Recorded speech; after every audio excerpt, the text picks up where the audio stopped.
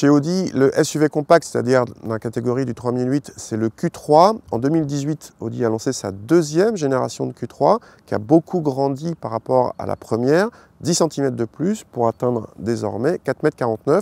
C'est la taille d'un Volkswagen Tiguan, avec lequel ce Q3 partage d'ailleurs sa plateforme et pas mal de motorisation. Ce nouveau Q3 se veut un petit peu plus marqué en design que son prédécesseur.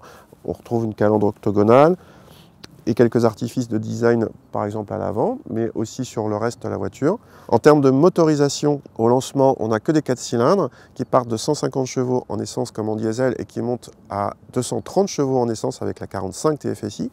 Ici, on essaye un 35 TDI, puisque oui, le Q3 a lui aussi repris la nomenclature des motorisations. 35 TDI, donc c'est un TDI 150 qui est disponible en boîte manuelle ou S-tronique. Et dernière précision, ce Q3, comme son prédécesseur, est disponible en 2 ou 4 roues motrices. Gros changement à l'intérieur par rapport au premier Q3, on a désormais un grand écran central tactile d'un peu plus de 10 pouces et le combiné d'instruments est numérique et personnalisable.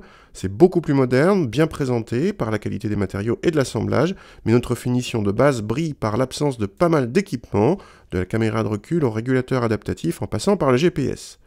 À l'arrière, grosse nouveauté avec l'arrivée d'une banquette arrière fractionnable et coulissante en 2 tiers 1 tiers, comme sur le Tiguan. En position reculée de la banquette, l'habitabilité permet d'accueillir très correctement 2 adultes, même grands. Le coffre a bien progressé avec désormais plus de 500 décimètres cubes selon nos mesures. C'est aussi bien que le X1, mais le seuil de chargement trop haut gâche un peu la fête. Cette nouvelle génération de Q3 par rapport à sa devantière fait beaucoup de progrès sur plein de choses. Je vais vous parler d'abord du confort. On a une version ici sans suspension pilotée avec roue de 18 pouces, mais les pneus ont une hauteur de flanc assez importante et on a du coup un bon niveau de confort. C'est assez agréable.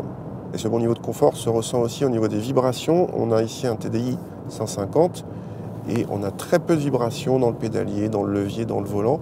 Ce Q3 a fait beaucoup de progrès là-dessus et devient beaucoup plus premium qu'avant sur ce ressenti comme ça de petits détails.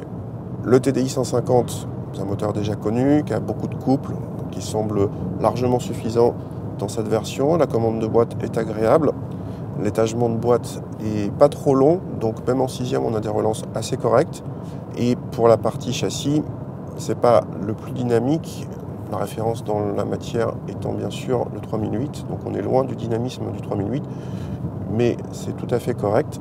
En tout cas, par rapport à son prédécesseur, cette nouvelle génération de Q3 a fait beaucoup de progrès et se repositionne sans problème parmi les SUV compacts modernes, agréables à conduire. En consommation, notre modèle d'essai se montre assez raisonnable, selon nos mesures, car voisin de plusieurs concurrents en 2 roues motrices alors qu'il utilise une transmission intégrale. Le malus écologique de notre version monte à plus de 1 000 €, mais si vous passez en 2 roues motrices et boîte S-tronique, pour le même prix, le malus fond comme neige au soleil et passe à 60 €. Cela n'empêche pas ce Q3 d'être cher, très cher, mais cela n'est pas surprenant de la part d'Audi.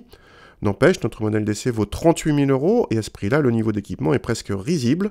Les finitions bien équipées dépassent allègrement 40 000 €, voire 50 000 € pour les grosses motorisations, mais le BMW X1, le concurrent le plus direct, n'est pas moins cher.